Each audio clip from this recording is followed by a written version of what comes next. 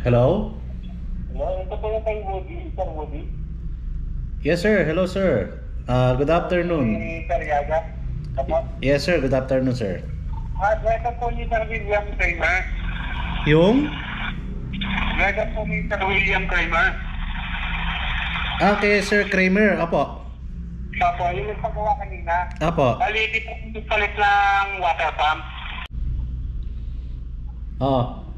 Ano, sir, yan eh? Di ba, bago kayo pumunta sa shop, tinawag na sa akin ni Sir yan. So, sabi ni Sir, kanya yung supply ng parts. Opo, So, opo. pagdala nyo sa shop, meron na kayong dalang mga parts. Set ng timing belt, saka ng water pump. Opo. So sa amin, sir, yung services lang, nagawa naman namin yung part namin, nailagay naman ng tama yung timing belt, timing tensioner, water pump. Kasi kung hindi nalagay ng tama ang water pump, magli-leak. Kung hindi naman nagawa ng tama yung sa timing belt, di naman naandar. Opo. So yung supply nyo ng parts, kasi si Sir ang bumili niyan, so hindi rin na kasi ma-check yan ng ano, no, ano tawag dito, nang hindi na ikakabit. Opo. So kailangan makabit muna. So ngayon, nung naikabit na, kasi brand new naman yan eh, so wala tayong pag-aalinlangan na sira yan, kasi brand new nga, yung dinala yung parts. So ngayon, nagamit nyo na, tumataas ngayon yung temp, lumalagpas ng kalahati yung unit. Opo, yun yung isang cost niyan. Baka mamaya yung water pump na nabili ni Sir, no, yung provided yung parts is factory defect. Factory defect. Yes, so ngayon, babalik nyo Sir sa amin yan sa shop sa Monday. Babaklasin ulit natin yan. Check natin yung water pump na ikinabit natin na galing sa inyo. Opo. Yun. So Monday, Sir, ibalik nyo po. Opo, hindi. Tanong ko lang, pwede pa kaya ito itakbo? Hindi na, Sir. Wag nyo nang ipilitin itakbo yan kasi tumataas nga yung temp nung engine. So magkakaroon tayo ng malaking problema dyan sa engine. Baka kumatok. Mas malaki pa yung gastusin. Kung halimbawa, halimbawa, may pahinga ko na to sa Monday, dadalhin ko dyan, may tatakbo to dyan. Yes, kung sa Nubali lang kayo manggagaling, napakalapit lang yan sa Silang, wag na kayong mag-aircon sa Monday. Huwag nyo na buksan yung aircon. Then, lagi nyong i-observe na pagka lumagpas sa kalahati yung temp, pahinga muna, then andar ulit hanggang sa makarating kayo sa shop namin. Sige. Yun. Sige, sir. Sige po. So, ganoon na lang, sir, no? Huwag nyo munang gamitin. Piece of advice lang para hindi maapektuhan yung engine. Baka ano pa yung insulin yung head. Yes, tama. Mabibengkong yung head niyan. Opo. So, pagdating nyo sa inyo dyan sa Nubali, ay ano nyo na agad, pahinga na din. Huwag nang gamitin. Sa Monday nyo na, sir, dalhin. Sige po. Okay, sir. Sige, sir. Salamat. Okay. Ito yung sinasabi ko namin lagi sa mga customer. Ito yung lagi ko yung sinasabi sa kanila. Ito rin, for awareness lang din po sa mga customer namin. Pagka sa inyo yung pag sa inyo yung supply, pag sa inyo yung parts, dala-dala nyo, labor lang sa amin, okay lang po sa amin yon. Pero siguraduhin nyo na yung dala nyong mga parts is genuine, walang depekto, no? Kasi kami, per job order kami. Once na nagawa na namin ng tama yan, na ikabit na namin yung parts na dala nyo, no, wala kaming warranty dyan. Wala kaming warranty sa parts kasi supply nyo po yan.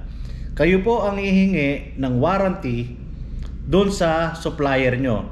Hindi po kayo hihingi ng warranty sa amin kasi kami, ang ginawa lang namin is ikinabit yung mga dala nyo na supply. Ang binayaran nyo lang sa amin is yung services namin.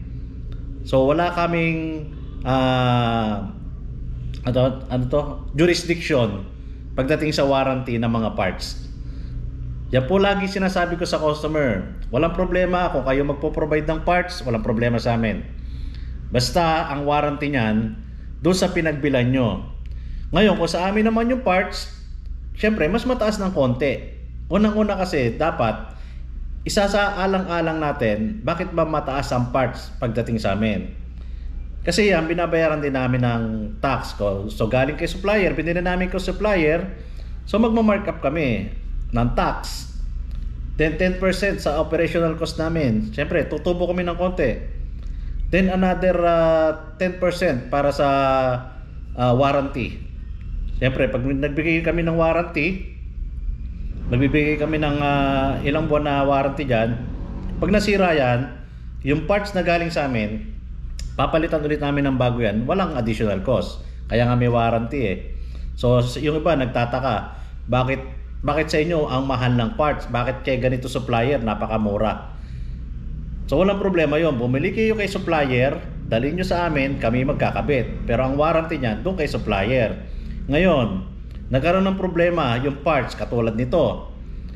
May problema yung water pump na binigay nila or pinrovide nila. Ang mangyayari niyan, pagbalik sa Monday niyan sa amin, pag ginawa ulit namin yan, panibagong labor. Yan. Magdodoble-doble lang kayo ng gastos. Kaya meron kaming piece of advice, kung gusto nyo sa amin na lahat, labor, parts. Although mas mataas lang ng konti kasi nga, yun nga, meron tax.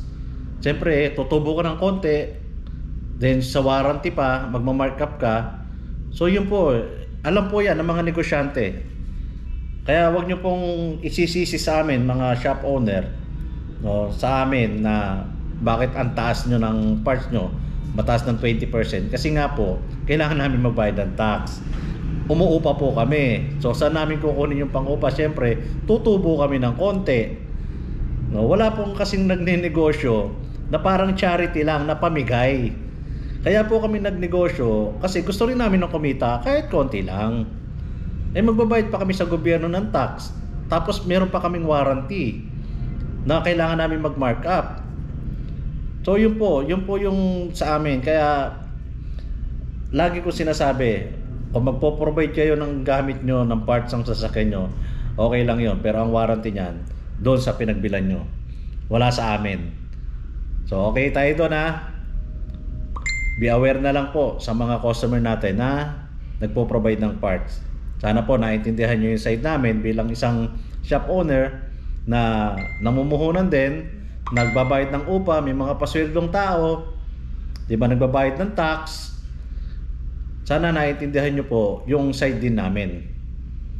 So yun lang po yung give and take. So yun lang po at maraming salamat. Kaya sa mga customer namin, much better sa amin na lang yung parts. Masira man yan, under warranty namin, kaya namin palitan ng brand new without additional cost.